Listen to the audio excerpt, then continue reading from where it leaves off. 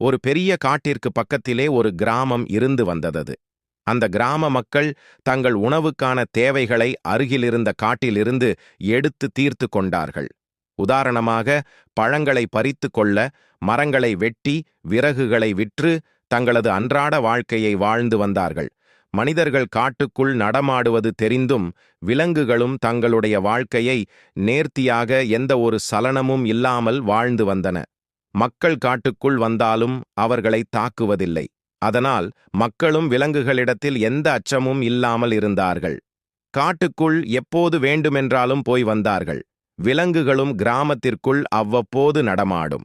அந்த கிராமத்தில் ஒரு ஏழை மரவெட்டி வசித்து வந்தான். அவனுக்கு ஒரு மகள் இருந்தாள். அவள் தனது தந்தையுடன் விறகுகளை எடுத்து வர உதவியாக இருப்பாள். மிகவும் அழகானவள் மற்றும் அன்பானவள். ஒரு நாள் தந்தையுடன் காட்டிலிருந்து விறகு எடுத்து வர சென்றாள். அப்போது அந்த பக்கமாய் சென்ற சிங்கம் மரவெட்டியின் மகளை கவனித்தது. ஒரு நொடி நின்று அவளை பார்த்த சிங்கத்திற்கு அவளின் அழகின் மேல் ஆசை ஏற்பட திருமணம் செய்து கொள்ள முடிவு செய்தது. மறுநாளே மரவெட்டியின் வீட்டிற்கு சென்று, உன் மகளை திருமணம் செய்து கொள்ள விரும்புகிறேன் என பெண் கேட்டது. பதறிப்போன மரவெட்டி தன் பயத்தை வெளியில் காட்டிக்கொள்ளாமல் சிரித்து கொண்டே, ஒரு காட்டின் அரசனே என் பெண்ணை திருமணம் செய்து கொள்ள ஆசைப்படுவதை நினைத்து நான் மிகுந்த மகிழ்ச்சி அடைகிறேன். ஆனால் எனக்கு ஒரு நிபந்தனை இருக்கிறது என்றான்.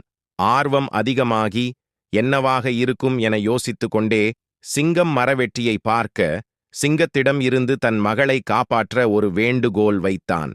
அதாவது, நீங்கள் ஏற்கனவே அரசராக இருக்கிறீர்கள், ஆகையால் உங்களுக்கு பயந்துதான் இங்கு அனைவரும் இருக்கிறார்கள்.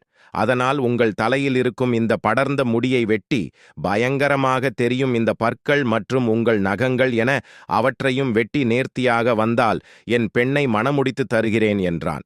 சிங்கம்தான் விருப்பப்பட்ட பெண் கிடைக்கப் போகிறது என சந்தோஷத்தில் திரும்பி சென்று, மரவெட்டி சொன்னது போலவே பார்ப்பதற்கு அழகாக இருக்கிறோம் என நினைத்து கொண்டு மறுநாள் மரவெட்டி வீட்டிற்கு வந்தது. மரவெடியை அழைத்து, நீ கேட்டது போலவே நான் அனைத்தையும் செய்துவிட்டேன், இப்போது உன் பெண்ணை திருமணம் முடித்துக் கொடு என்று கேட்க, பல்லில்லாத சிங்கத்தை பார்த்த மரவெட்டி சிரிப்பை அடக்க முடியாமல் சிரித்தே விட்டான். புரியாமல் விழித்து கொண்டிருந்த சிங்கத்தை ஒரு கட்டையை கொண்டு அடித்தே துரத்தினான்.